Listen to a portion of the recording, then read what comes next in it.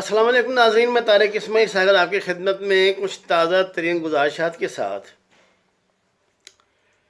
ناظرین،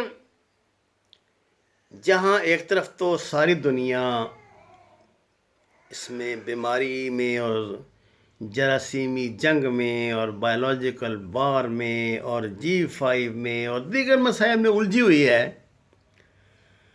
وہاں ہمارے اس خطے میں یعنی ساؤتھ ایشیا میں بڑی خاموشی سے لیکن بڑی ہوشیاری کے ساتھ کچھ ایسی ڈیولپمنٹ ہو رہی ہیں جو پاکستان کی بلکہ اس خطے کی سیاست پہ مستقبل قریب میں اتنی تیزی سے اثر انداز ہوں گی کہ اس خطے کا جغرافیائی خدا نخواستہ نہ بدل کے رہ جائے۔ بعض ایسی باتیں ہوتی ہیں ناظرین جو آپ کو سوشل میڈیا کے ذریعے بھی ملتی ہیں تو بظاہر ان میں کانسپریسی تھیوری ہی دکھائی دیتی ہے، لیکن کبھی کبھی بلکہ اکثر ایسا ہوتا ہے کہ کانسپریسی تھیوری سچ ہو جاتی ہیں۔ پاکستان کے ساتھ مستقل حالت جنگ میں رہنے والی بھارتی فوج گزشتہ قریب ایک سال سے قریباً ہر روز پاکستان کے ساتھ LOC پہ کوئی نہ کوئی نئی پھڈے بازی کرتی ہیں۔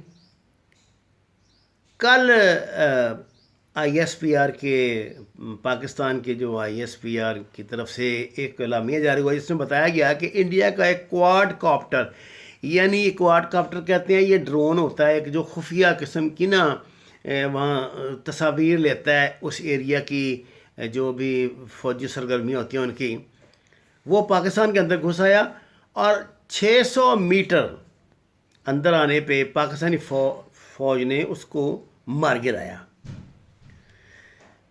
یہ کوئی پہلی باری تو ناظرین ایسا ہوا نہیں، یہ تو انڈیا کا خیر معمول ہے، کچھ ہے۔ اصل میں مقبوضہ کشمیر میں جو کچھ اس وقت انڈین فوج کے ساتھ ہو رہا ہے وہ اب ایک مسٹری عجیب بنتی جا رہی۔ مثلاً آپ کو پتہ ہے 4 یا 5 روز پہلے 8 انڈین فوجی جو ایک بڑے جو ان کی سٹرائک ہوتی ہے اس کے سلسلے میں پاکستان کی سرحد میں داخل ہونے کی کوشش کر رہے تھے، وہ انڈین علاقے میں ہی 8 کے 8 اس طرح مارے گئے کہ یہ پتہ ہی نہیں لگ سکتا کہ ان کو کس نے مارا۔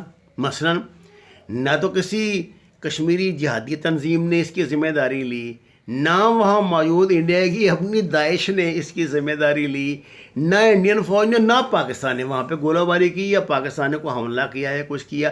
وہ تو پاکستان کو تباہ و برباد استغفر اللہ کرنے کے لیے جا رہے تھے اور راستے میں ان کا کان بچہ کولو کر دیا۔ یہ ایک ایسا پراسرار قسم کی موت ہے جس نے انڈین کو پاگل بنا کے رکھ دی ہے۔ انڈیا میں انڈین میڈیا میں یہ ایک تھیوری بہت تیزی سے ڈیولپ ہو رہی ہے کہ یہ جو ایریاز ہیں پاکستان کے ساتھ جو ڈینجر ایریاز ہیں انڈیا کے LOC پہ، یہاں طالبان کے کچھ گروپس گھس آئے ہیں جو بہت ٹرینڈ ہیں اور جو چھپ کے پاکستانی بیٹس کی طرح BATS، یہ پاکستان کی بارڈر ایکٹیو فورس ہے، ایک بارڈر ایکشن فورس آپ اس کو کہہ لیں۔ یہ بڑے پراسرار طرح کے کمانڈوز ہوتے ہیں جنہوں نے اپنے آپ کو اتنا کیموفلاج کیا ہوتا ہے کہ آپ انہیں کوئی درخت یا پودا یا یہ 5-10 دن بھوکے پیاسے انڈیا کے اندر چھپ کر بیٹھے رہتے ہیں۔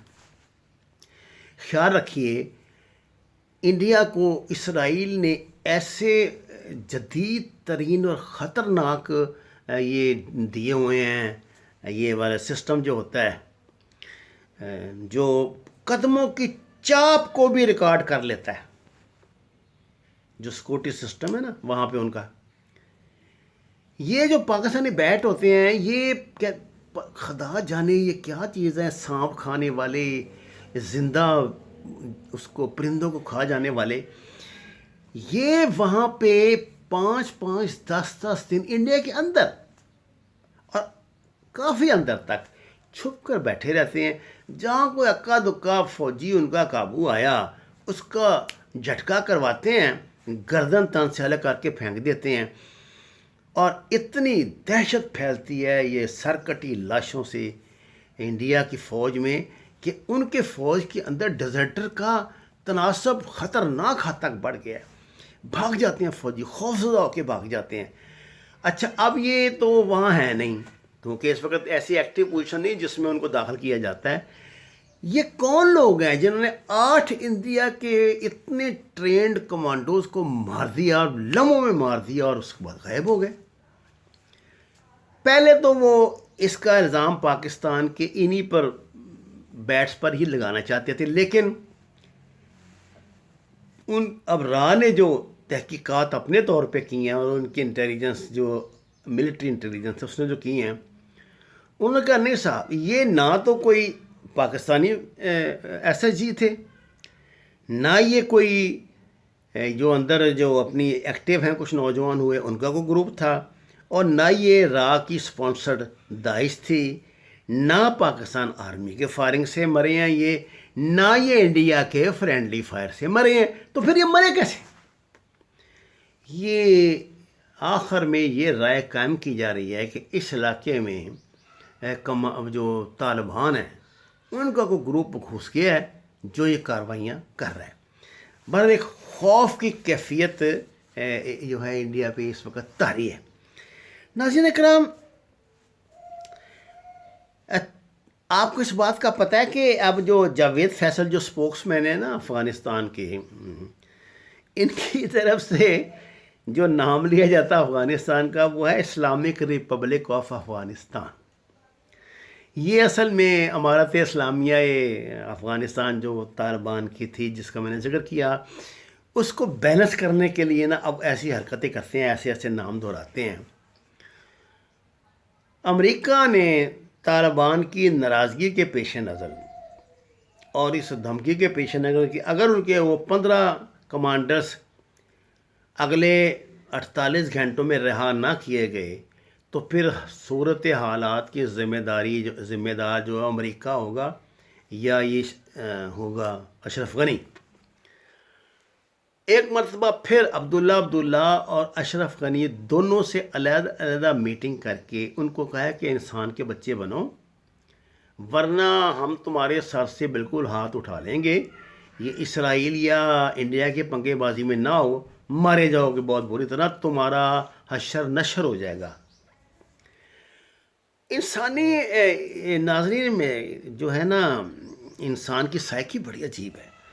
بندہ جب کسی اس میں چکر میں پھنستا ہے اور کسی لالچ میں پھنستا ہے تو دھنستا ہی چلا جاتا ہے اس دلدل میں، آگے سے آگے. پتہ تبھی لگتا ہے جب زمین اس کے پاؤں کو جکڑ لیتی ہے اور وہ ان کو ہلنے نہیں دیتی اور وہ اسی مڈ میں دفن ہو کے تاریخ کے کوڑے دان میں دفن ہو کے مر جاتے ہیں. یہی کچھ حالت اس وقت نا اشرف غنی کی ہے. ان کو اشرف غنی کو انڈیا کی تو بات جو تھی اس بات کو اسے 100% یقین دلا دیا گیا ہے کہ اصل میں یہ جو اس کو لائن آف ایکشن مل رہی ہے یہ اصل میں اسرائیل سے مل رہی ہے.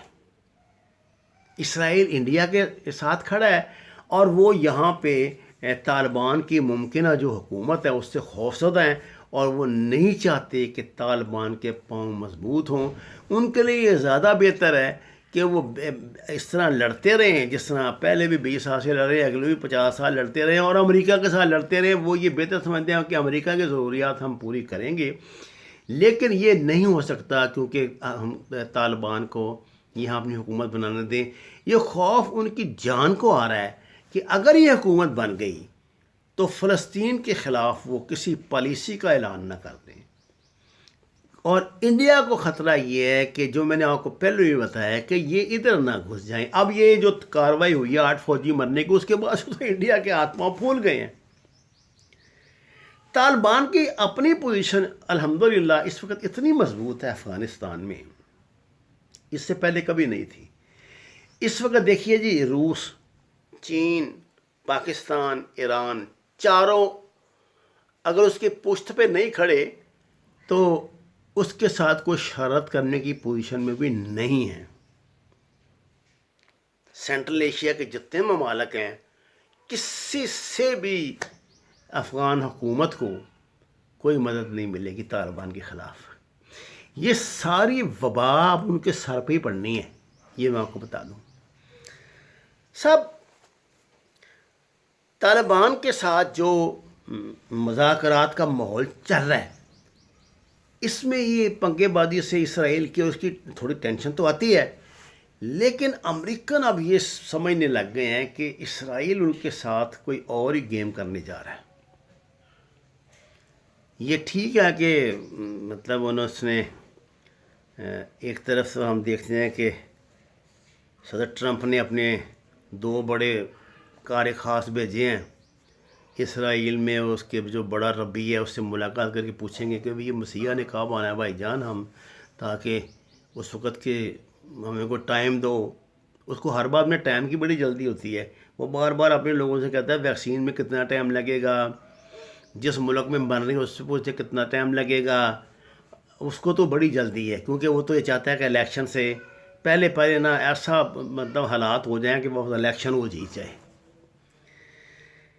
لیکن یہ سب اتنا آسان نہیں ہے.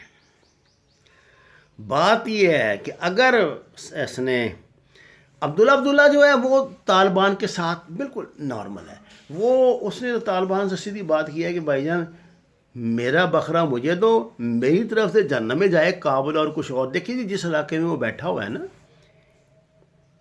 وہ تو منرل سے بڑا یہ جتنا ہی شمالی افغانستان ہے یہ تو منرل کے ذخائر ہیں، ہیرے جواہرات کے ذخائر ہیں. تو احمد شاہ مسعود کیا کرتا تھا؟ احمد شاہ مسعود یہاں سے بھائی جان ہیرے سمگل کرتا تھا فرانس میں. اس کا بہت بڑا بزنس تھا ہیروں کا.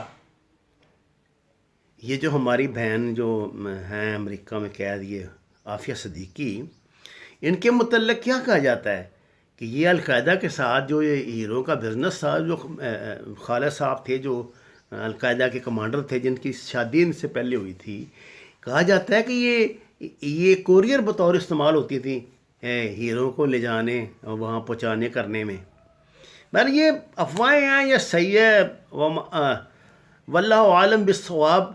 لیکن میں آپ کو بتانا یہ چاہتا ہوں کہ وہاں تو بڑے ہیرے جواہرات ہیں اور منرلز ہیں بہت زیادہ. تو اس کو تھوڑا بھی علاقہ مل جائے، اگر لالچ اس کا پورا ہو جائے اس کا، تو کیا اس کو کیا اعتراض ہے بھائی؟ عبداللہ کو کیا اعتراض ہے؟ اب طالبان کے ساتھ وہ تو آ گیا ڈیل کی پوزیشن میں، تاجکستانی ڈیل کی پوزیشن میں آ گئے ہیں.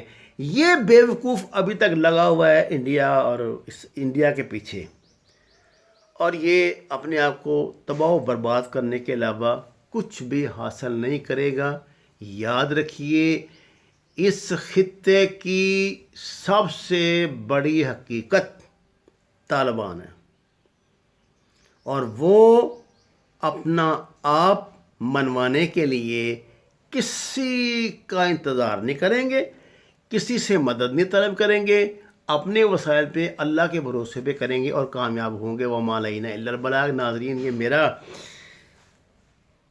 ذاتی چینل ہے، درخواست ہے اس کو سبسکرائب کریں، تشہیر کریں اور میری حوصلہ افزائی کریں. آپ کا شکریہ.